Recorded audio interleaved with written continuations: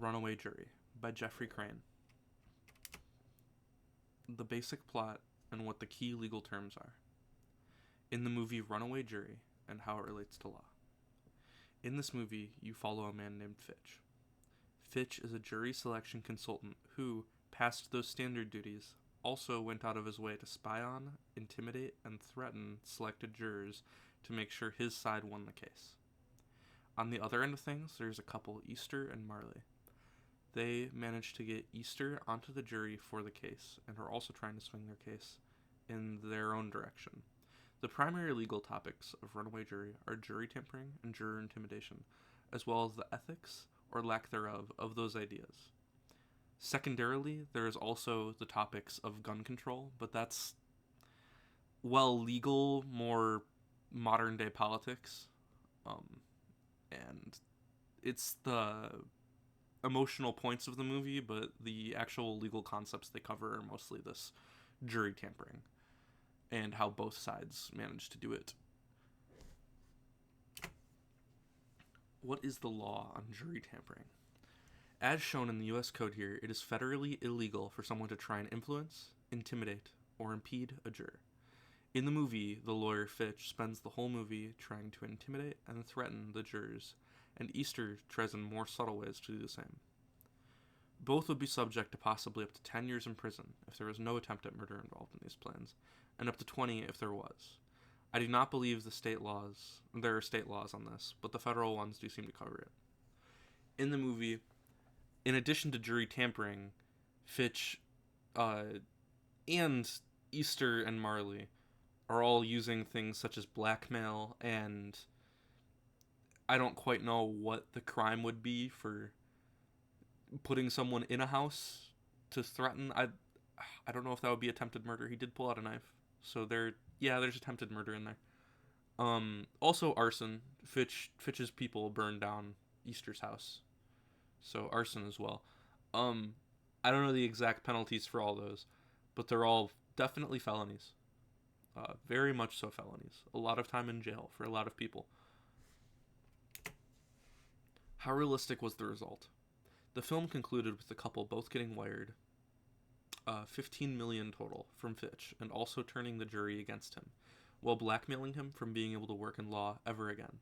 I don't quite know the realism of getting away with this type of crime. I do think, though, that if Fitch is willing to burn your house down, he's probably ready to hire hitmen as well. The man did pull a knife out on Marley and was probably going to kill her. But that's not exactly legal recourse. They both kind of just committed a lot of crimes throughout the film, so legally they'd probably just all get thrown in jail.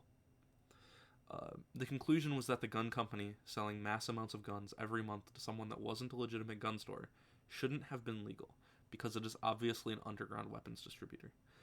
It is not legal to do that, so it is sound in itself. The movie treats the situation as though the gun company is liable for murder. I don't quite think that's the real point of the case, though. The real point of the case is selling to people that you know are definitely going to be giving the weapons to criminals. So I think I saw some discourse on the internet about the movie, and some people thought it was that, like, saying that they're liable for murder, but I think it's more so they're liable for making it extremely easy for the criminals to get the guns, not that they're liable for literal murder. So, what did I learn? I learned that being a juror in a high-profile case is probably extremely stressful, and something I most definitely want to avoid. I will be watching out for the petty crime cases instead. I think I'd much prefer those, because I think it's definitely exaggerated what jury tampering would probably do, but I don't want that many people looking at my life and trying to figure things out. More standard levels of just looking at the jury and trying to figure out what would appeal to them is definitely more normal, and something I'd be a little bit less scared of. But still, the potential of this movie, it kind of like puts a fear into you for the idea of being a juror, which is interesting. I don't know exactly how common it is, so certainly something to be aware of. How will this affect the future? Jury tampering has been a thing since a juried court became a thing, and will remain until it is not. It is something that is hard to gauge how common it is, because it's the kind of crime that is realistically possible to get away with. There are counteractions, though. For example, in the movie, around halfway through, there is a sequestered jury, where they are held isolated, generally in a hotel, and not permitted the use of social media or television. This is a safety measure, as well as a way to make sure they stay unbiased from things such as the news.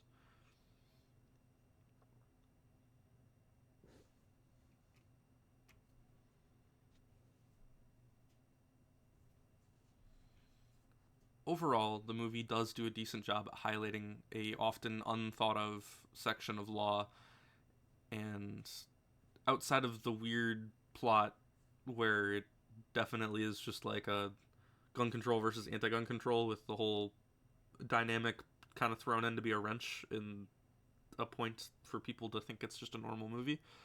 Uh, it is pretty decent, and I like that bringing up the jury is interesting. I don't know, I've never really thought about that. So that is my conclusion on the movie Runaway Jury.